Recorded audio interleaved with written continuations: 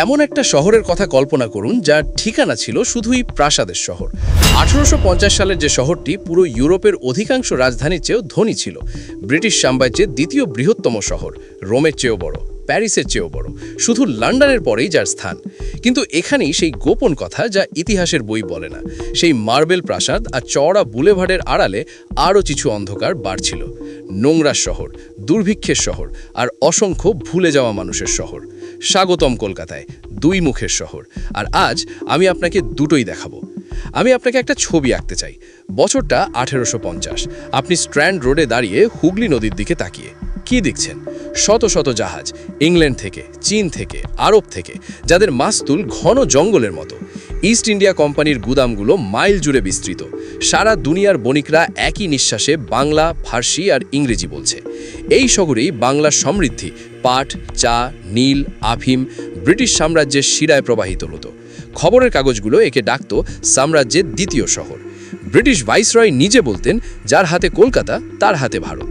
কিন্তু নদী ছেড়ে মাত্র 10 মিনিট ভেতরে পা বাড়ান, এখন কি দেখছেন? সরু গলি যেখানে সূর্যের আলো কখনো মাটি ছুঁতে পারে না। আক্ষরিক অর্থেই ব্ল্যাক হোল, যেখানে শতাধিক মানুষ জায়গায় 300 মানুষ ঘুমায়। খোলা ড্রেনের গন্ধ আর অমৃত দেহের দুর্গন্ধ মিশে বাতাসকে বিষিয়ে তোলে। কলেরা, গুটি বসন্ত, আমাশয়, এরা প্রাসাদ আর বস্তির মধ্যে কোনো ফারাক রাখে না। 1817 সালে একবার কলেরা মহামারীতে 3 সপ্তাহে মরে গিয়েছিল 10,000 মানুষ।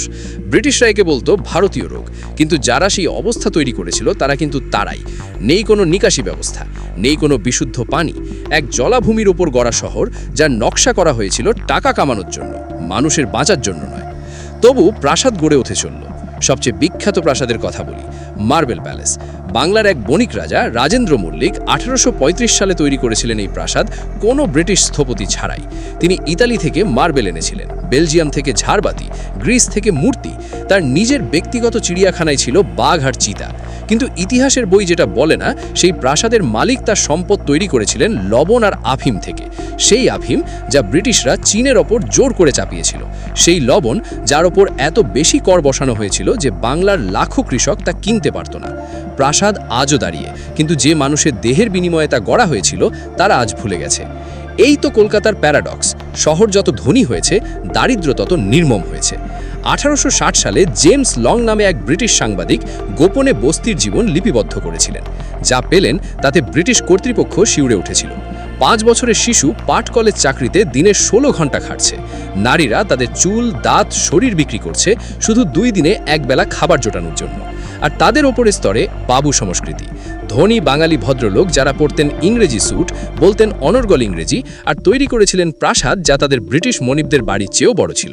তারাই ছিল সাম্রাজ্যের দালাল, শিক্ষিত, পরিমার্জিত আর পুরোপুরি আটকে যাওয়া।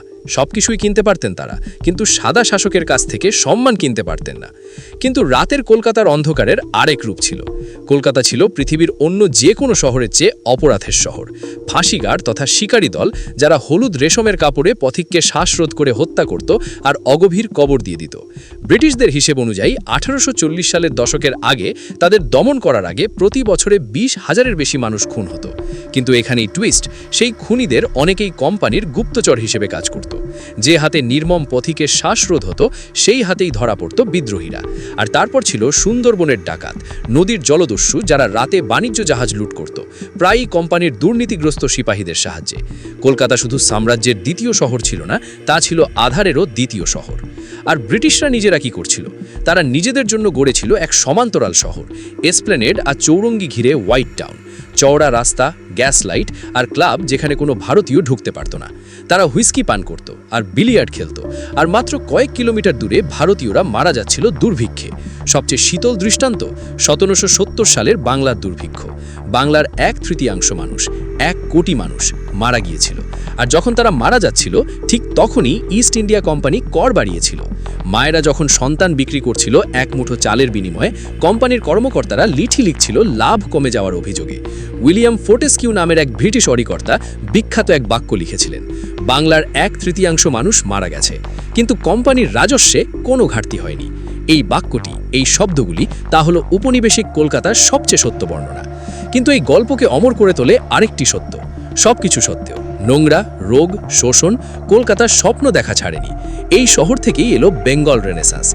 রাজা রামমোহন রায়ের মতো মানুষ যিনি সতীদাহ বিরোধে লড়েছিলেন, বেগম রোকেয়ার মতো মহিলা যিনি মেয়েদের শিক্ষার স্বপ্ন দেখেছিলেন, কবি, চিত্রকার, সায়েন্টিস্ট, বিপ্লবী, তারা সবাই এসেছিল এই বিশৃঙ্খলা থেকে।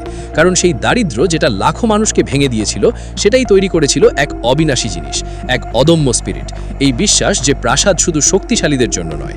কলকাতার বস্তি তৈরি করেছিল ভারতের প্রথম নোবেল বিজয়ী রবীন্দ্রনাথ ঠাকুরকে। উত্তর কলকাতার গলি তৈরি করেছিল নেতাজি সুভাষচন্দ্র বোসকে। যে শহরটি ব্রিটিশরা ভারতের সম্পদ শোষণের জন্য গড়েছিল, সেই শহরই দাবি করেছিল ভারতের স্বাধীনতা।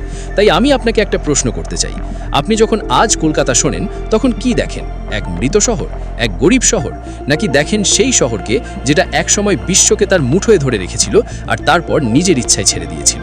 কারণ কলকাতার গল্প আসলে ব্রিটিশদের নয়, এটা প্রাসাদ বা বস্তিরও নয়, এটা সেই শহরের গল্প যেখানে অকল্পনীয় ধন আর অকল্পনীয় নিষ্ঠুরতা একসঙ্গে বাস করেছিল।